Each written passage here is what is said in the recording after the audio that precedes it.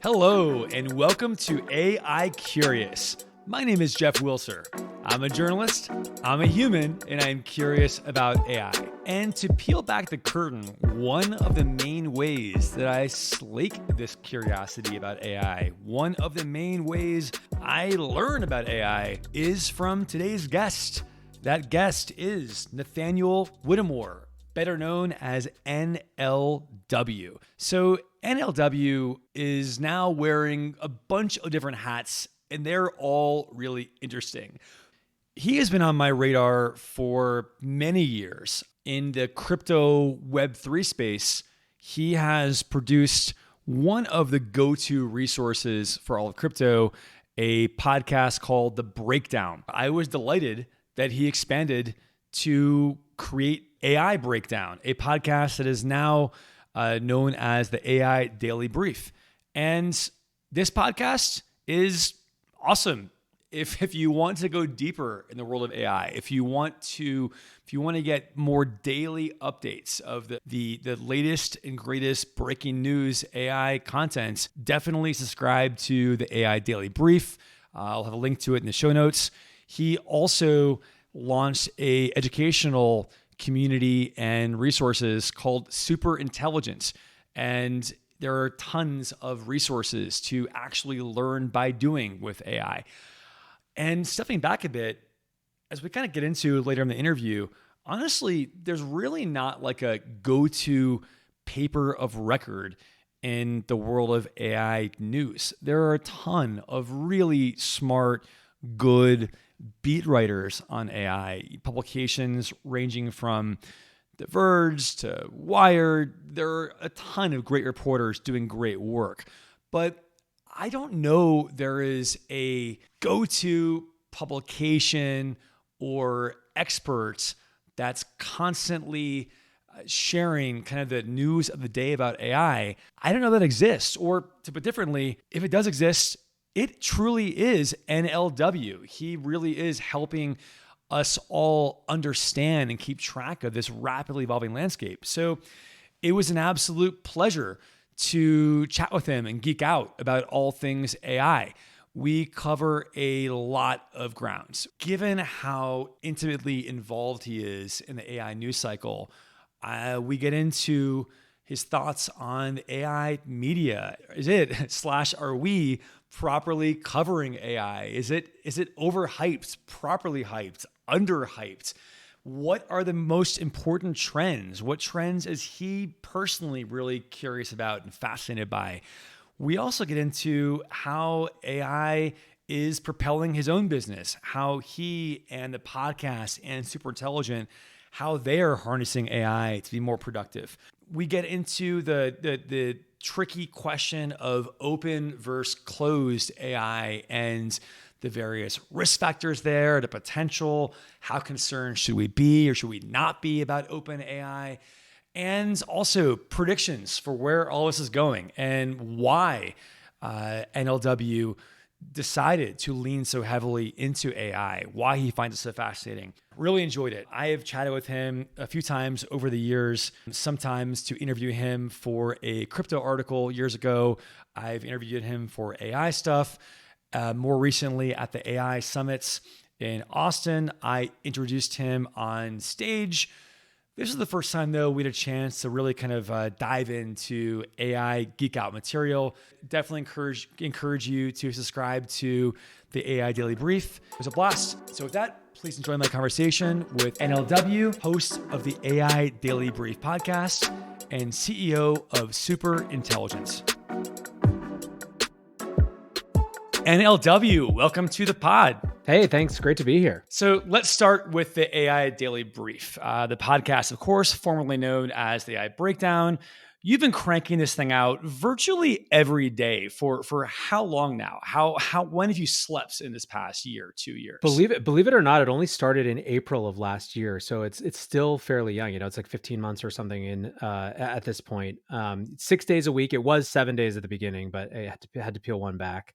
But yeah, I mean, listen, it's a lot easier to do a daily podcast when one, the news is sort of flowing constantly, and two, there's a big, robust audience who wants to engage with it. And one of the things about AI and the show in particular is that almost as soon as I started doing it, a huge number of people kind of came out of the woodwork to start listening and participating in the conversation. Your timing, sir, is impeccable. And given that you've been doing this virtually every day, I would argue there's almost no one, perhaps no one, paying as close to every twist and turn in the AI news cycle as you are. So, what I'd love to do is step back a moment for a wider lens perspective, kind of bigger Sure. picture. I'm curious, I know there's a million ways we can go here, but what are two or three of the biggest big picture AI trends right now that you are most curious about, that you are really wondering, how is this going to shake out? What are we going to see in the next year or so? It's a good question. So maybe I'll do one substantive and one sort of meta narrative trend. Great. So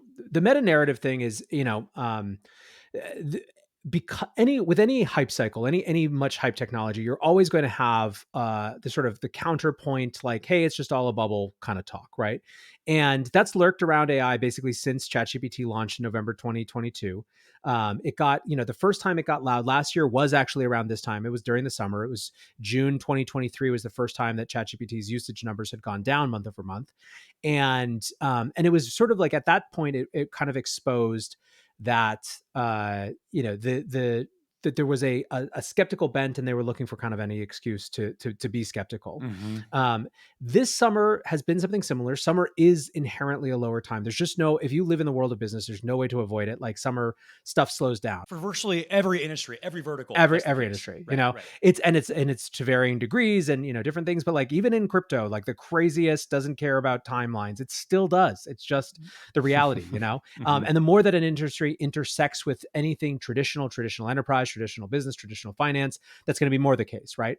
So summer tends to be a lull time anyways. And the last couple of months we've seen sort of a couple different kind of big think pieces come up. Goldman Sachs wrote a note that was sort of, I think it was called generative AI, too much cost, too little return, or too little results, or something along those lines. And then there was also a Sequoia blog post called AI $600 billion problem. I could get deep into my responses to those, but both of them were calling into question the ROI, let's say, of Right. the investments that big tech companies had made into AI so far. I think it's always interesting to just look at the sort of the narratives that surround industries, and I think it's more relevant in AI than in some places because of the fact that AI, look, Wall Street was implicated in AI right from the beginning because of the infrastructure build out, because the public companies, the big tech companies, and the chip companies were so integral to it right from the beginning. Mm-hmm. Usually, when you have a new technology frontier, it lives in the sort of private world of startups for some meaningful period of time before it intersects with public markets, right? Like, Facebook wasn't immediately a public company. Instagram certainly wasn't immediately, a part of a public company. These things all sort of marinate in the realm of startups for a little Mm. while, where the only people who are kind of thinking about these things are the next round of venture investors. AI went straight to public markets by virtue of just the sort of the cost build out and the intersection with big tech.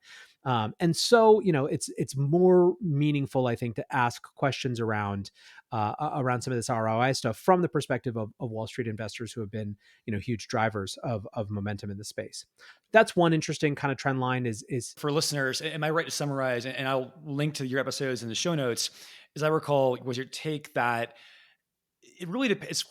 Is it overhyped? Kind of depends on whether we're referring to the substance of AI itself or the actual return on investment in the actual stock prices, right? So and that my understanding is there's nuance here in that, yes, it's possible that the return that companies are seeking and perhaps the stock price valuations, that might be frothy. And the Sequoia piece and Goldman piece were more asking questions about valuations and Wall Street return, less so much about the actual substance. Will AI be worthwhile? Are there legs there? Is there really meat on the bone? And the headlines just focus on the question of is it overhyped? And it's going to give the impression that it's all frothy and all bullshit, when you dig deeper, that wasn't really takeaways of the analysis. Am I getting that right? Yeah, exactly right. So sort of cleave one is separate the question of ROI hype and sort of valuation hype from general AI utility and whether it's finding actual utility in practice. So that's one thing to sort of separate right away so you can have a better conversation. And then to the extent that we can do that, I think that there's really what these both of these blog posts and the report were asking was about specifically whether I think valuations, whether Microsoft could ever actually make a return on this investment is basically what they came Right. down to, which is a hugely different question than generally speaking whether AI is overhyped.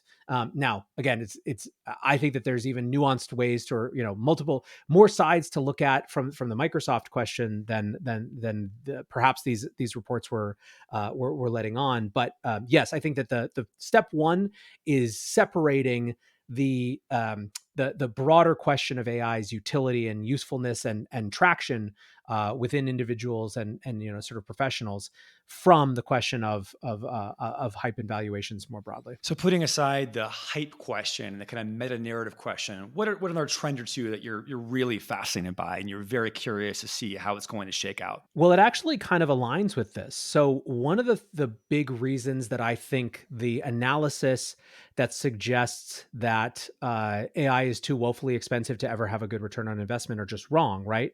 Is that they part of the argument that the head of private equity research at Goldman Sachs was making is he thought it was unlikely that we were going to see the cost of AI come down significantly because there was really only NVIDIA that could make chips, and so they were going to continue to be expensive for state of the art.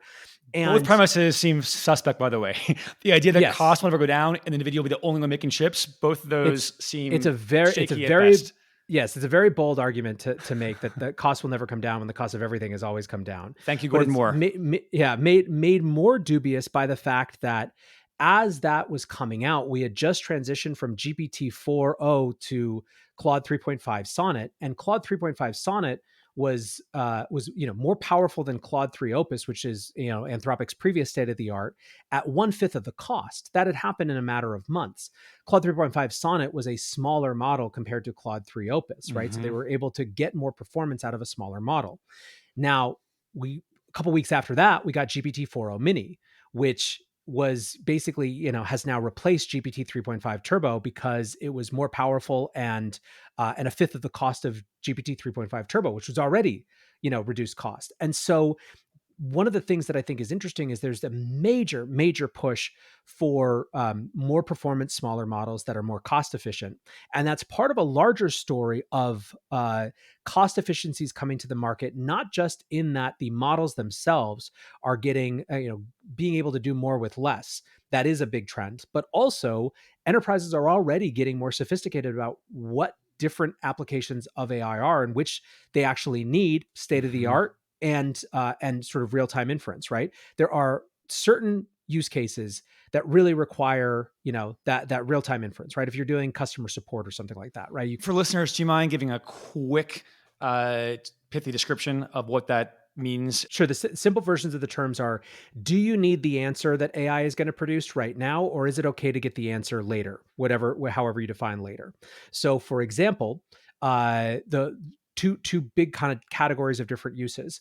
Let's say that a business has two uses for AI. One of them is talking to their customers who are having problems right now and trying to solve their problems before pushing them over to a human agent. The other is analyzing transcripts of customer service calls to find future efficiencies in how they design the business. The first one, they want it to happen right away, right? You were talking to a human in that time. You need it to happen at the moment. And you probably want it as state of the art as humanly possible to be able to just be better at that functionality, right? If you're actually replacing a human interaction with a computer interaction, you really are going to want the state of the art in most cases, I think. 5 days will not work unless you're a Delta, in which case 5 days is a normal customer service time frame. Right. Exactly. Then on the other side, though, if you are trying to, now you're ingesting these huge reams of data, all those transcripts from those calls, because you want to figure out, broadly speaking, over time, what are the problems that customers are facing? Are they different or the same as what you might have thought? Are there, certain types of answers that worked better or didn't? Are there certain types of inquiries that are better able to be handled with AI or not? That sort of processing may be able to happen on a slower basis. I don't know if you want to wait weeks for that, but maybe you're okay with ingesting everything once overnight and kind of processing it all together. And maybe you don't actually need the full state of the art because GPT-4o Mini does a totally sufficient job, or at least 90% as good a job. And really what you're looking for is signal in the noise that then humans can then go follow up on, right? Companies are figuring this out really, really rapidly, and they're exerting market pressure on companies to have more available options for them than just what's the API cost for your most expensive state of the art, real-time inference version model, right? Companies don't always need that. In fact, it's a very small percentage of the overall use cases of AI that require that. And so the labs are now forced into this competition where they are racing towards, trying to get trying to be able to accommodate the full range of what customers want. And that means way more competition and emphasis on smaller, more performant, and cheaper models. That's a really great point. I feel like one implication of that is if state of the art massive models are not always necessary, could that, and I think is what you're getting at, does that mean that we might have more competition than we thought even 6 months ago? It seemed like we were in a place where there's only 5 to 8 big players, right? You have OpenAI, you have Gemini, you have XAI, and several others. If there's room for smaller models that might not be as resource intensive, it might not require as much capital to build up quite the same army of chips. Does that suggest there might be more competition than we thought, and presumably all the benefits that accrue from that? Possibly, but it seems more likely that it's just going to be the same small handful of competitors Hmm. that are the only ones that have the talent to build off of the sort of the bigger models they already have and scale them down and figure out the way to make that work, right? So it's like Apple just came out with a paper showing off a couple small models that seem to beat some of Mistral's models. GPT-4o kind of reset the standard for that. Just today, as we're recording, Meta's, their 3.1 models came out, which includes a new version of the 8B and 70B parameter models, as well as for the first time the 405B parameter model, which is the first sort of open source model or open source like model that is pretty much, unarguably, it seems at first blush at least, in the GPT-4o Claude 3.5 Sonnet class. Um, it strikes me as unlikely, I think, that we're going to see some process figured out from the bottom up that's so differentiated that it's going to win on those. It's Yeah. probably still going to be the same players. It's just that those same players will be competing on a different vector as well as at the state of the art. So small models doesn't mean small teams. It's like Correct. Correct. it wasn't when Apple came out with a smaller phone. Didn't mean luckily, it only took 3 folks in a garage to do this. So Yeah. that's a good point. You mentioned open source. I think one of the legitimate real divisions in the space is open versus close. I'm curious, where do you have any personal sympathy or loyalty or preferences on the broader open solutions versus closed solutions? And any thoughts on how that ultimately is going to shake out, open versus closed? The personal bias that I bring to this space is going to be more nervous about the most powerful technologies in the hands of a very small number of people Hmm. than technologies too powerful for lots of people to have access to, right? And I think that the question, if you're looking at this from sort of an AI safety perspective, is probably the nuance to it is what lines would you draw where open source is no longer safe enough for broad consumption, right? Are we there yet, or is it some future state? And if it is some future state, what is that state? um, I think that certainly at the levels that we're at, more widely distributed access is a much better thing. The question is do we reach some point where it is phenomenally dangerous to have to have AGI open source? And I don't know what the answer to that is. Right. It's really tough to know when we'll. It's hard to know when we'll see warning signs, right? And so many AI experts disagree on this. Some say, "Oh, it'll be clear based on conditions X, Y, and Z, we're getting to a dangerous point where AGI is imminent and we might need to create more guardrails. And folks disagree on when that is, what that could look like. So it's hard to tell. But I think I agree with you that, like, broadly speaking, that doesn't seem to be like a tomorrow or next month thing. And so it probably makes sense to err on the side of like not just giving the keys to like five massive corporations and letting them rip. Yeah, I mean, and for me too, I think my whether it is tomorrow or a month from now or 5 years from now or whatever it is, I just think that there will be signs. I don't think that we're going to sleepwalk into some situation that we can't walk back from. And this is sort of my fundamental, where I break fundamentally with a lot of the folks in sort of the AI safety spaces. It feels to me like their arguments are sort of predicated on some things happening behind the scenes that we simply don't notice Mm-hmm. until it's too late. And I don't know. I just don't buy that that's the way that it's going to play out. I think it's much more likely that we see lots and lots of things. I mean, the microscope that all of this is under, right, is so intense and immense. And frankly, whatever version of regulation we ultimately get will have more visibility, from the government into these models in some way, shape, or form. So I don't know. I just think the idea that we're going to somehow sleepwalk into our own destruction is I guess the ludicrous. counter is there have been moments in the past 18 months where we truly have been blown away by new capabilities and functionality, whether from Sora demonstrations, which of course we still haven't really used and seen yet, or even kind of early days of ChatGPT 4. Like, holy shit, I never would have thought AI could do that. And it does surprise us. So I think there are examples of, not in the black box necessarily, but there are examples of us being pleasantly surprised at functionality. So it does seem plausible to me there could be surprises of the unpleasant variety. But I think also, to your point, there's a lot of difference between really cool video fueled by text than, oh, now they have access to nuclear codes Yeah, or I mean, now they're enslaving us. yeah, the argument that I'm making is not that there won't be unpleasant surprises. It's that the surprises will be unpleasant, and we'll figure out what to do with them. Yeah. Yeah. Yeah. Yeah. The sort of the safety the risk assessment that thinks that it's a foregone conclusion that we're going to just sort of be wiped off the earth basically is predicated on the idea that the first time we get a hint of one of those unpleasant surprises, it's too late, and that's Mm-hmm. that's Mm-hmm. the thing that I have a hard time So reconciling. I guess along those lines, the hope would be that there, to your point, there will be unpleasant surprises.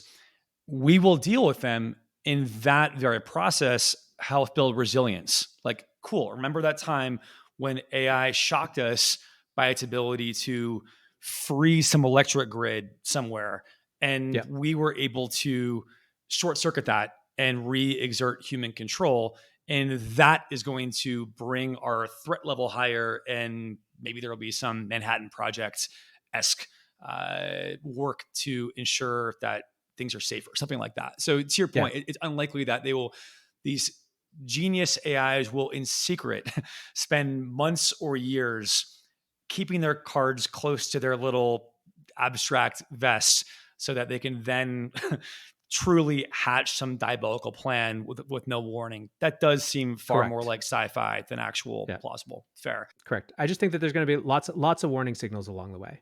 And by the way, I wouldn't necessarily argue that some of the early capacities that we've seen that we've been surprised on, the rate of change, is not in and of itself a type of warning signal. It just, I would argue, is not a sufficiently severe warning signal to stop fundamentally with the course that we're on. Right.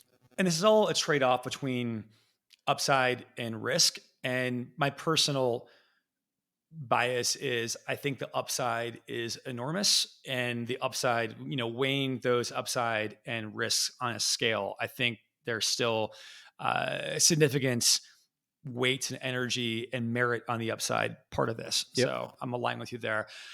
One question I ask all of my guests at the end of the interview, I like to ask you now because of your particular role and what you and how immersed in AI you are. I ask everyone, how are you using AI in your own personal life, whether for work or leisure? Obviously, AI is now such an integral part of what you do, and I'm guessing your workflow. Can you peel back the curtain a bit and share with how you're using AI in development of the podcast, of your courses, of the community you're building, of staying up to speed on news. Talk a bit about how you're using AI and what are some of your must-have AI tools at the moment. Sure. So let's talk Superintelligent first. So Superintelligent is a platform. It's an AI enablement platform. It helps people get the most value out of AI possible. It's rooted in learning, and it's basically its goal is to help people figure out how to use AI tools and what to use AI tools for. And so in my role as CEO of Superintelligent, there's a couple things that are sort of very frequent use cases for AI.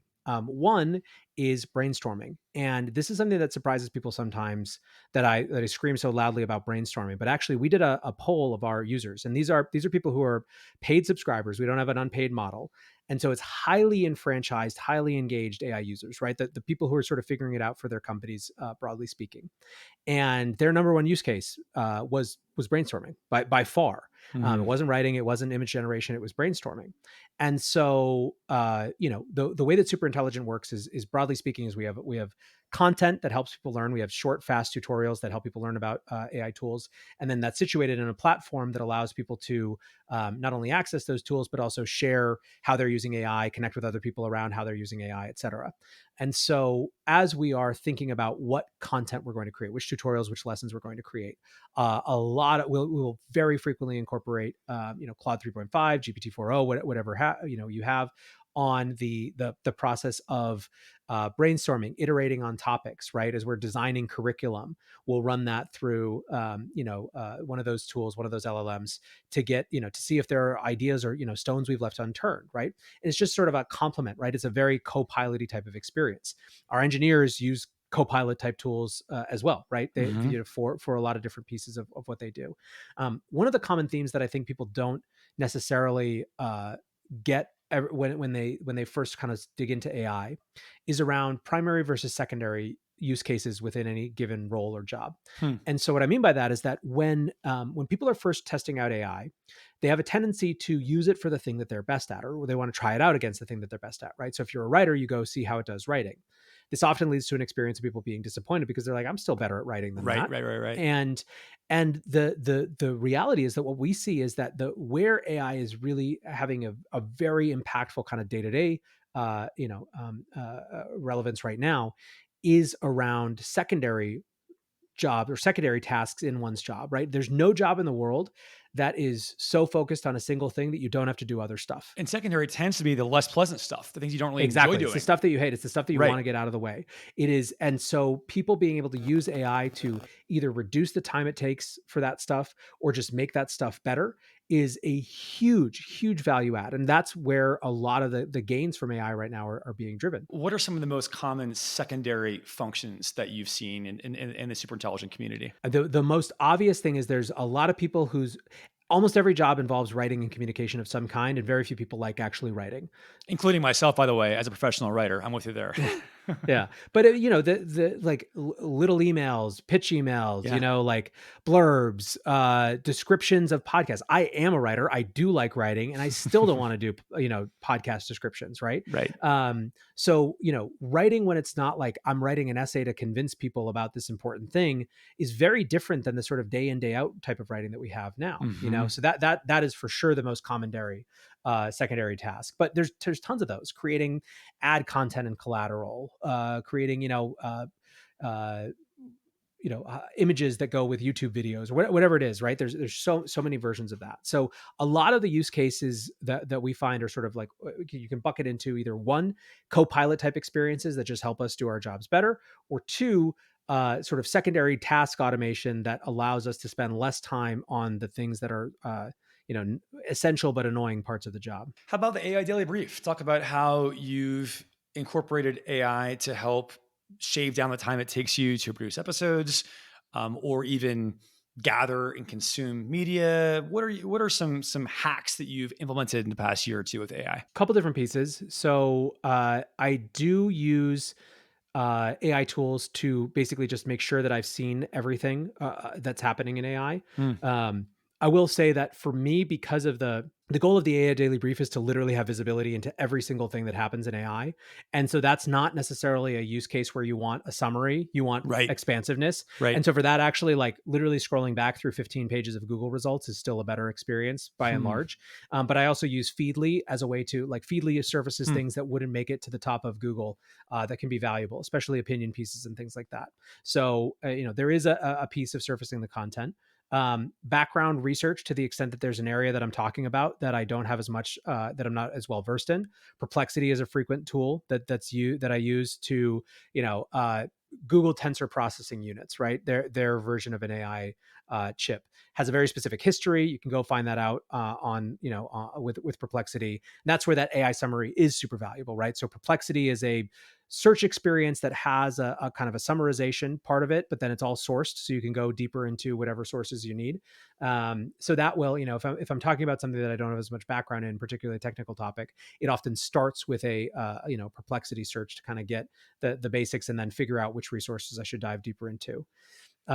The recording process, I do everything in Descript, which is also the editing suite.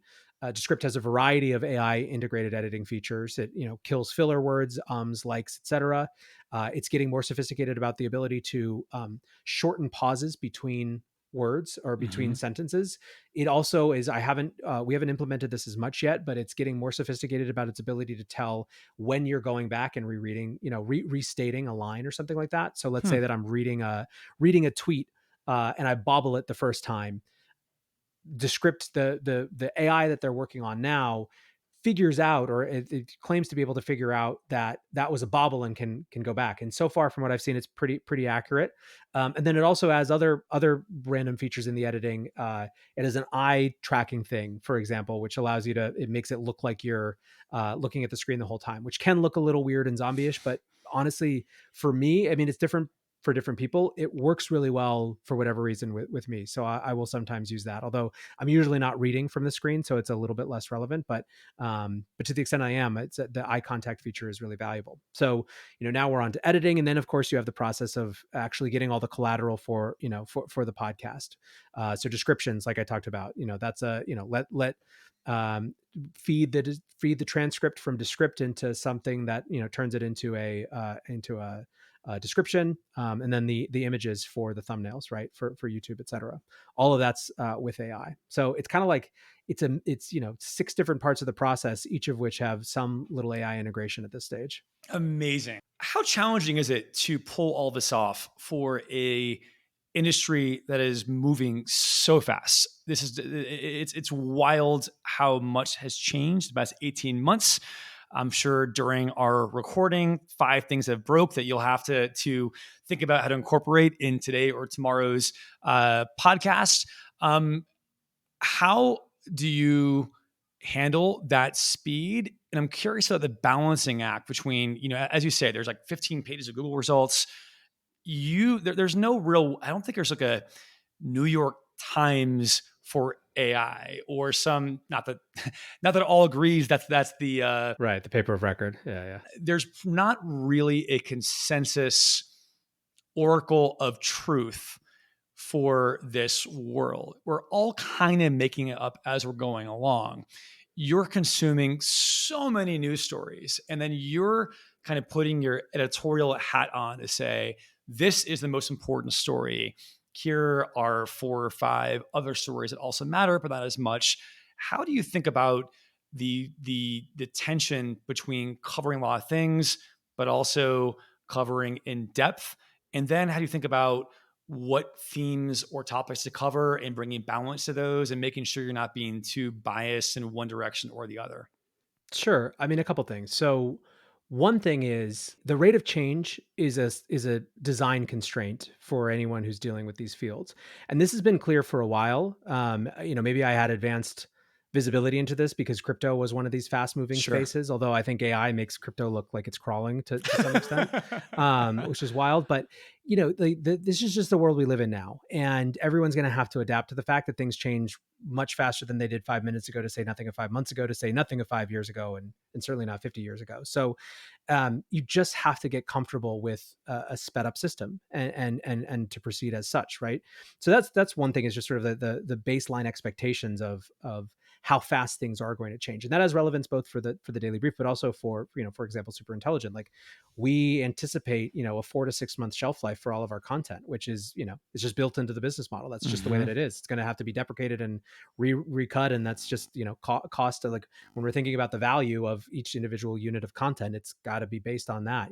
Whereas in the past, a piece of content that you created, like a master class piece of content that Dan Brown does on narrative writing, is going to last for years and years and years and years, because it's sort of timeless in a lot of ways.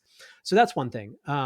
A second thing, when it comes to this question of truth, I think about this a lot, because I've often had, I think that I have a reputation, that was the case in crypto, and I think is still the case in crypto, and that certainly has become the case in AI as well, as a very kind of honest broker, right? Like a Hmm. old school Cronkitean sort of unbiased or whatever. Hmm. And there's a couple things that are interesting notes on that.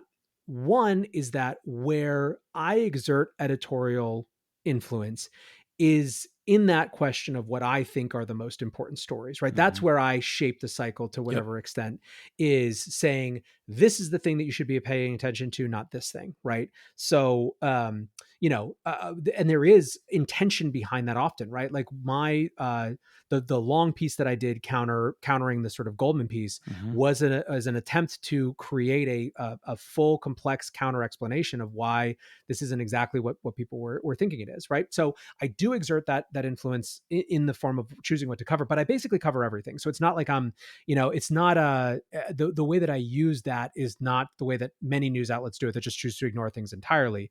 It's just sort of like what I'm putting in the lead.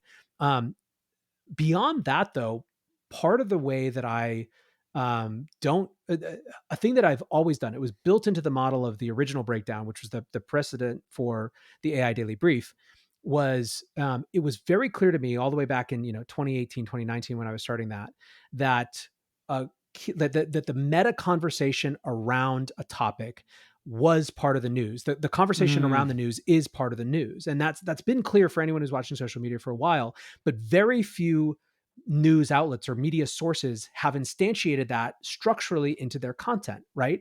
And I just did from the beginning. So if you listen to the breakdown, the earliest versions of it from all the way back in 2019, the lion's share of it is neither here's the news nor here's my take on it.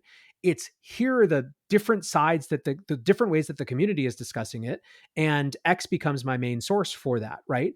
So this carried over into the AI Daily Brief, where you're going to hear very like wildly divergent perspectives on a particular topic, assuming that I think they have merit, even if I disagree with one or the other of them, because that meta conversation around how people are interpreting the news is actually part of it. Because, especially in something like AI, the way that people interpret AI is going to shape what entrepreneurs build in AI, and how enterprises think about their urgency with which they adopt AI, and how investors think about how much they should, like that meta conversation is not sort of secondary from the news. It is the news.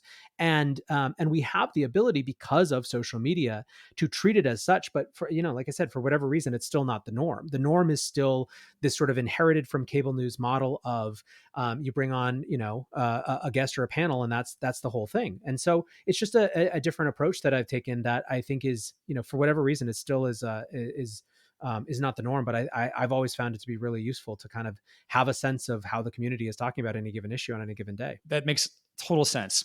As we wind down, I love to hear a little more about your personal journey and what it was like for you truly leaning into AI.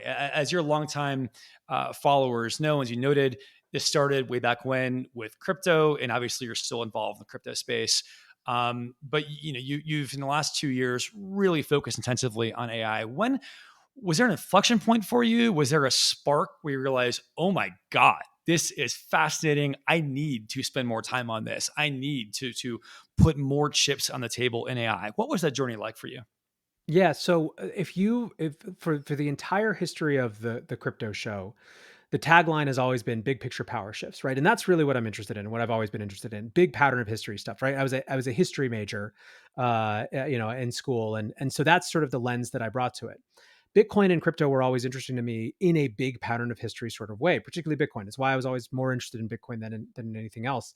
I think it just simply makes sense to me that in a world where a huge portion of that world is by accident of birth born into an unstable monetary regime, that having a money that is outside of the control of any one regime just makes total sense, right? It's a thing that feels obvious and necessary to exist. And there's a bunch of unique things about Bitcoin that make it, particularly appealing as that, right? So that my interest in it was that hook, this sort of like, again, big pattern of history thing, like it needs to exist. Um, AI is certainly big pattern of history shifting. There's no doubt about that. The difference is that it is massively and instantly relevant to anyone who touches it the second that they do, right? Mm. I think that people who try AI and come out and say, wasn't that good, are being either completely disingenuous, or they have something that they're selling that forces them to be it. Like, now I think it's a reasonable thing to come out of it and say, I'm terrified for my industry. I don't want that to exist, right? But the idea that it's somehow not powerful, not disruptive, is just ludicrous. It's insane. And this is not something that you have to convince people of or sell them on. They all on their own, they figure this out. And so, for me, it's longer than we want to get into, but November 22nd, November 2022, had a very dramatic sort of end state experience in the crypto industry, which happened to be the same month that ChatGPT launched, right? And the contrast of FTX collapsing from, ChatGPT launching was, I think, Hmm. emblematic of just the technology, the constant, boom and bust of technology in general. But in the wake of that whole collapse and the crypto industry starting to solve itself out again, I just found myself spending more and more time in AI, not because I had, decided that I was going to go out and do stuff in it, but just because it was the thing that I was most captivating to me. Mid-journey for me was the thing that I just couldn't sort of stop using. I would find myself, on a flight where previously I would have been, watching a show or something, just like creating images like for hours and hours on end. And so, I had that experience, and I, kept running into other people who were having that same experience of, this is, on the one hand, this incredibly huge, significant, world changing thing. Even if you don't believe in the sci-fi scenarios, it's massively has massive implications for the world. And at the same time is instantly relevant right this second, right? There are people who are, winners and losers will be made like every moment of the day from here on out, based on AI. And so, it was totally unignorable, and it consumed me, pretty much, all intensively, almost as soon as I got into it. Last question for you. Lightning style, you mentioned world changing, undeniable. Give me a couple of quick predictions of what you see as most impactful. How will AI most fundamentally change different parts of the world? And it can be either short term, medium term, long term, dealer's choice. Yeah, I mean, I'll give you my general framework for all of it. Um, in a world where code takes 1/10 of the effort, or 1/10 of the developers to create, I don't think we have 1/10 of the developers. I think we have 10 times the amount of code. Hmm. Apply that to entertainment, apply that to content, apply that to music, apply that to art. Humans have an unbelievable and basically unlimited voracious appetite for consumption. And the entire history of human existence has been absorbing more and more and more and more and more, basically. And I think that that's what's going to happen with AI, that the cost of production of all of these things coming down so low means we're going to make way more stuff. We're going to have, I think in 5 years, our ability to have conversations around the entertainment that we're all watching will probably be significantly reduced from now, because many of us will be off wandering, in the land of fan fiction that was AI generated about, whatever our favorite IP is, and we don't ever poke our heads out of that world, right? Like, I'm on West Wing season 78 at this point, in that world, instead of watching, House of the Dragon with everyone. And you apply that to a million different areas, and this will create totally new types of challenges, right? It'll create the fact that we don't have the same sort of common lexicon and common sort of cultural touchstone experiences could be challenging in lots of ways. But I don't think it'll look like what people think it's going to look like, which is just sort of mass unemployment and sets of people not doing things. I think it's going to be more of everything.